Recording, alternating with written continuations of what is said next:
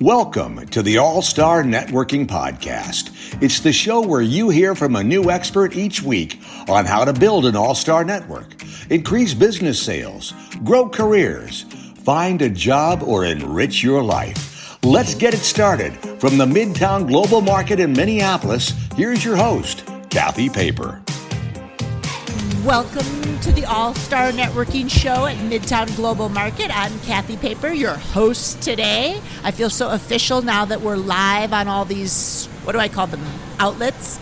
Stitcher, radio podcast, Apple, Google, everywhere. All these places you're listening. So feel free to leave a comment. I'm excited to see how this unfolds, but super excited today because with us is Katy. And Katy, I don't know if I'm going to say your last name correctly because I only know you as Jerry Jenkins' daughter, Katy. So introduce yourself to everyone and give me the correct pronunciation of your last name, if you will. Yeah, my name is Katy Steinbach. And I am primarily a school counselor at an elementary school in St. Paul, but I'm also the author and illustrator of the Pip and Charley Social Emotional Learning book series. Nice.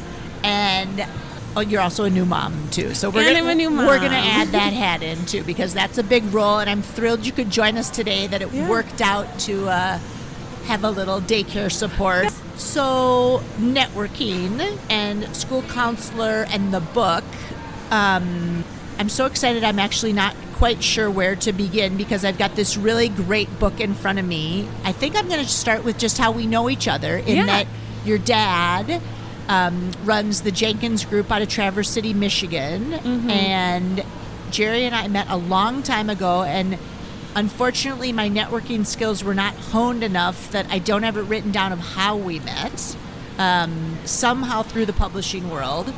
But anyway, you have published this book. Say a little bit more about how Pip and Charley make friends, solve a problem. You know, the illustrations, I'm telling you, everyone, you're going to see a picture of this.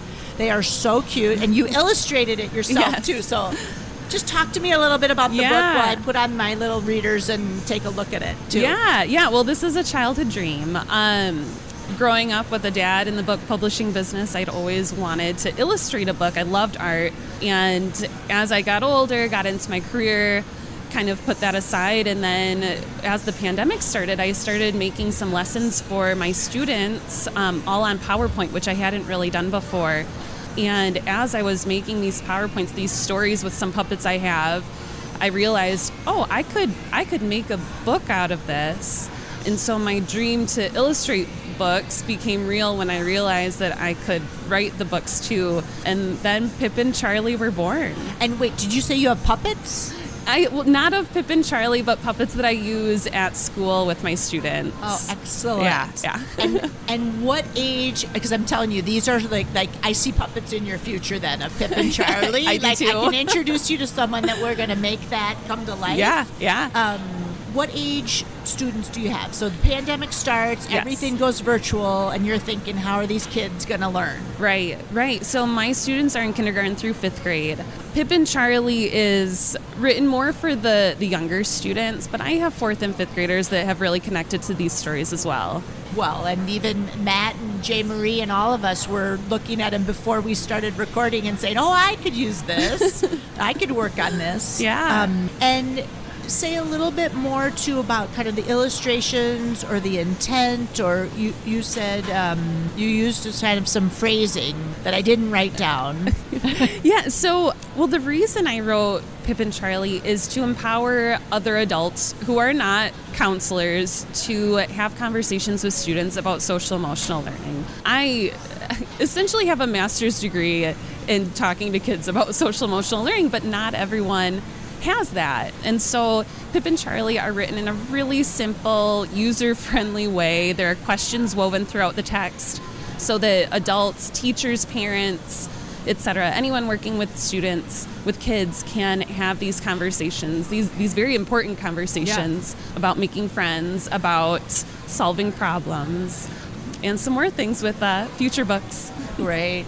Well, no, of course I'm listening, and you know, one of the best lines I got from Harvey McKay, who was how I got into book sort of marketing and publishing and I think How I Met Your Dad, again, it's going to bother me that I can't remember. Harvey always would say, tell it to me like I'm a first grader. Yeah. And I thought that was such a great way to say, how do you teach somebody something that they can understand or take action of? And frankly, what I know about when you're emotional, you don't hear, Yes. right? Right. You go into that fight or flight mode, and your brain is kind of in tunnel vision. You don't think about what's surrounding you. So, yeah, taking those steps to take a few breaths and center yourself, and then you can hear, you can focus. Okay. Yeah. And do you explain all that in the book to the kids of taking a few breaths? Do you get into the solutions? Yeah, so these books have not gotten as much into the emotion regulation, but there is, especially in Pip and Charley Solve a Problem, there are lines about taking a deep breath first, taking a break from what's making you upset, angry, from having that big emotion, and then coming back and trying to solve the problem. Okay, all right. No, I'm going to read these. I mean, I'm thinking Matt, I'm looking at Matt, still love the pink. He's got the pink tape on his headphones. You know, we all have those moments where you know you're supposed to breathe, but all of a sudden you've been hijacked. Yeah. Yeah. So how do you do that? Great. So the book in schools, again, with networking, and I know you've got a website and an Instagram where people can find out more about Pip and Charley. Yeah. You know, we're going to have lunch after this and talk about networking and how do we get the book into more hands. Mm-hmm. It was interesting. You said you listened to a few podcasts and were like, "Oh, networking." Yeah. What made you think about it differently from that? You know, my networking experience is in the education world, and it's very laid back, and it's, you know, what other counselors do I know, and what are they talking to their kids about, and how can I learn from them? And so before I listened to your podcast, I was wondering, you know, I don't work in business. I don't know how to network in this way. But as I was listening, was realizing, oh, I actually can connect with that. For example, someone had said something about how people don't use their website a lot, but they build their business through connections. And that is what I've found works for me as well, is making those connections with people and talking to people about my book is what is going to get the book into more hands rather than just, I don't know, making a reel on my Instagram. I'm not very good at it. I can show you. I was telling them, did you overhear them say, I did a post. Have I told you this, Matt? I'm all excited because I did a post just at random on a whim, and I got 10,000 views on it. Oh my gosh. And I was like, that was crazy. Yeah. So now I'm hooked on reels of if you sort of tag it the right way. So Yeah. we'll make a reel after this about Okay. it. Because again, everybody needs this. People that are raising children, you know, want to know, you said teachers and parents and grandparents. Yeah. Connecting with that. But back to the networking part, when you think about where you want the book to go, or maybe even back up, because didn't you come to Minnesota through Teach for America? So I came to Minnesota to go to college. I went to the College of St. Benedict, and then after I graduated, I got into education. 'Cause I got a psychology degree. Got into education because I was a Reading Corps tutor. So through Reading Corps, okay. Yes, through AmeriCorps, but Reading Corps rather than Teach for America. Yep. Well, only because what I was going to say is there's a lot of similarities to how you find your job, to like how you network. Yeah. And I think we sometimes think they're so different, and they're kind of the same. Right. Have you started, as you've printed the book, and it's a beautiful book, and I know, again, your dad runs awards or for books. Have you started building the plan, or is that where you're just thinking, how do I get it out to more people? Like, where are you at in the, you know, to me, a network is what helps you drive your goals. Right. So give me a little bit more about where you're at. Yeah, kind of my networking history with this book. Yeah. Well, so I wrote the books and had so much fun writing and illustrating, and then I realized that the bulk of the work in writing a book is marketing. Yeah. And I have no experience with marketing. And so I had reached out to College of St. Benedict, so their communications department, to see if any students would want to be a Pip and Charley intern. And so I had a young woman, she was a senior last year, and she was an incredible writer and really helped me understand marketing and what helps to get my book out there. She helped on my social media as well a little bit. And we talked about grant writing. We never ended up writing any grants, but talked about that process in getting the word out. So we did that, and then I had my baby last spring, and she was 2 months early, which kind of threw us for a loop.